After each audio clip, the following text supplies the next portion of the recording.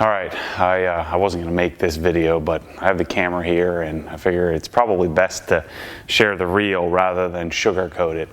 Dundon headers, Dundon side muffler delete, and exhauster on the car. About 2 days in, actually the second day, I got a check engine light, at which the check engine light is going to be from one of two things. It's going to be from O2 sensors or from an exhaust leak.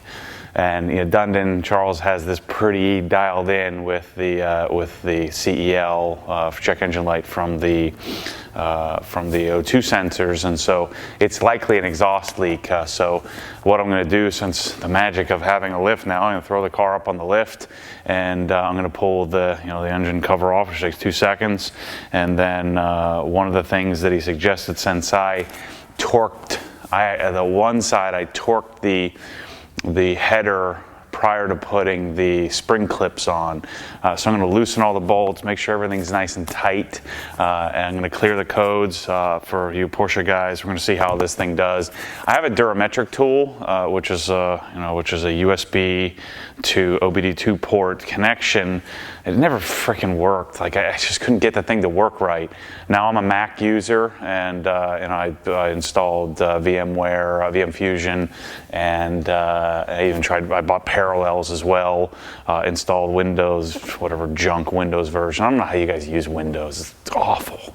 And so I installed Windows, and it would never communicate the car. I'd get the green light, but I can never get the two to work. And so I bought this cheap, I think this is like $180, this iCarSoft, which should allow us to read the code, clear the code.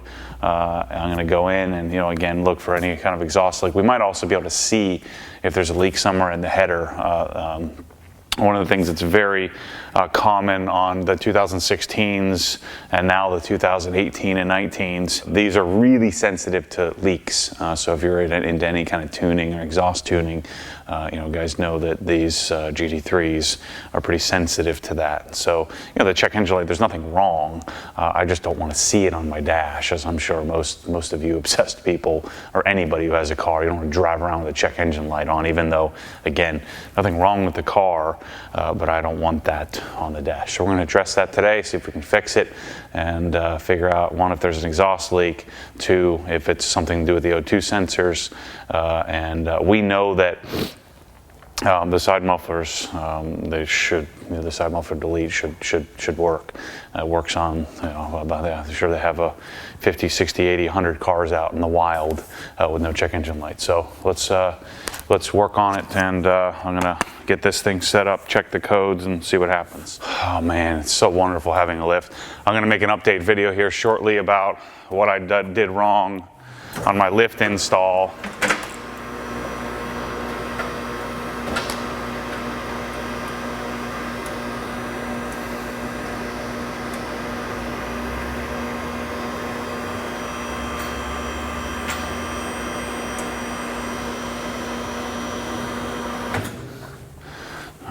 Check it. It's good.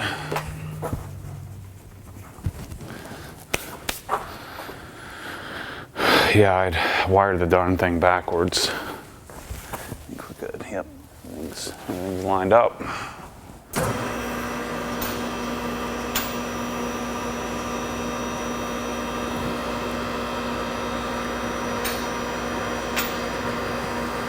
I wonder when I'm going to get over the unnerving part of having this thing on a lift. It just makes me, I don't know. I'm not seeing any leaks at all. This is the side that I torqued. Yeah, maybe that'll make a difference. But this is the side that I torqued down before I put the spring clips in.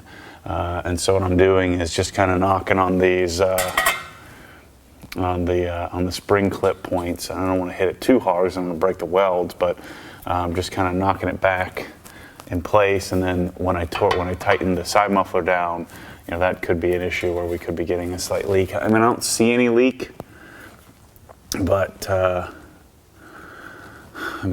could be the issue, that it's pulled out a little bit more than it should be. So let's just kind of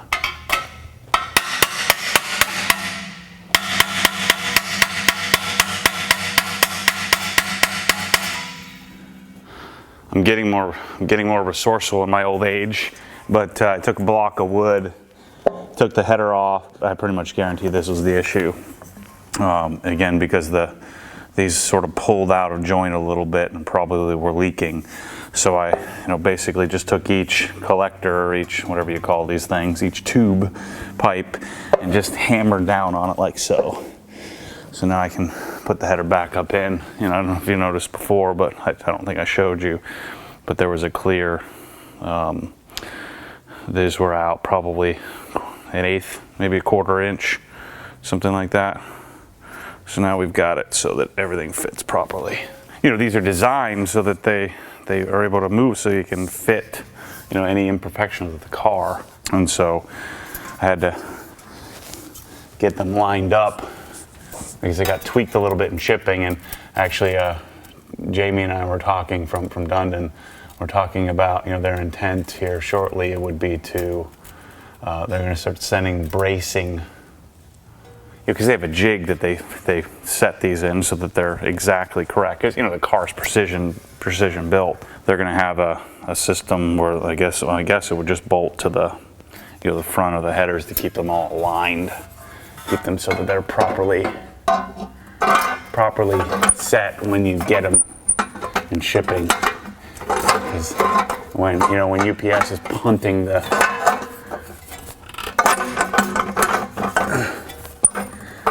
the box on the way here from Seattle, it got tweaked. All right. So hopefully between this and then clearing the codes, I should be good to go. All right, I think I got it all dialed in. So just to recap here, I loosened up all of these, the side muffler entry into the center. I didn't loosen the center. This header needed some adjustment. I think that one's good. And so I, took the header off, banged it on the block of wood to get them to reseat, to make sure that they're in all the way. Then I just softly put the header bolts in, and then torqued the V-bands. So this is another potential leak spot. And so I ended up loosening the header bolts, torquing the V-band down, then tightening the header bolt on this side. That side I think is fine.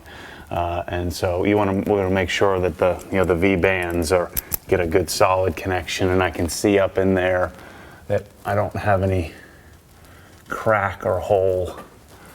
My O2 sensors look good, and so we should be good to go here. And so if I get a check engine light, that means it's from something else. But something to be said here, as I'm sure some of you I told you so guys are going to get all bent out of shape. This is how every single, maybe not every single, but the vast majority of any aftermarket part goes. You have to do a little work. You have to work at it and get it to do what you want it to do. At least I always have to. So little tweaks like this, especially now with this lift, I can't even explain to you how amazing this is to have this lift. That I don't have to lay on my back and be miserable.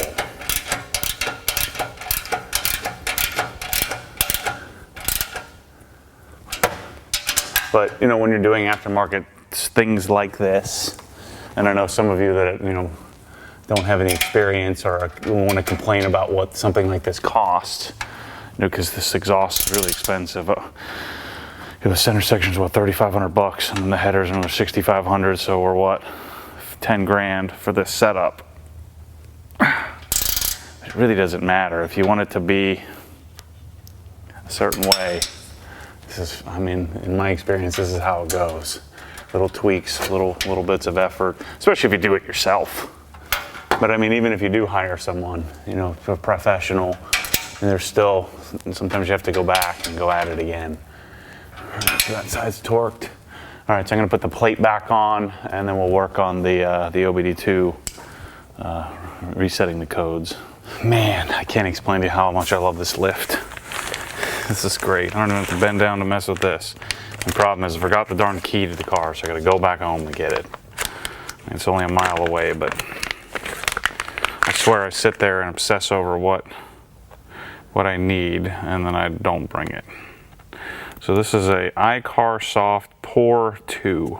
Actually, not bad for whatever, 180 bucks I think this thing cost. I'm guessing this USB cable would be for updates. Can do it all, reads and clears trouble codes on systems such as engines, transmission, ABS, and airbag, read data stream, full ECU diagnosis. Let's see. I don't know what I'm supposed to do. I'm gonna have to go watch some YouTube videos. All right, so I got this goofy little code reader. That other fancy one that I had didn't work, so I just got this from Advance Auto. So I was able to read and then erase the codes and clear out the lights. We'll see how it responds, but the code was essentially that I had a leak on the driver's side, so works out great. Bank 1, sensor 2 was had a leak on the driver's side of the car, which is exactly where we had adjusted the headers. So I'll keep you updated, but sounds to me like we got it fixed. Everything looks good.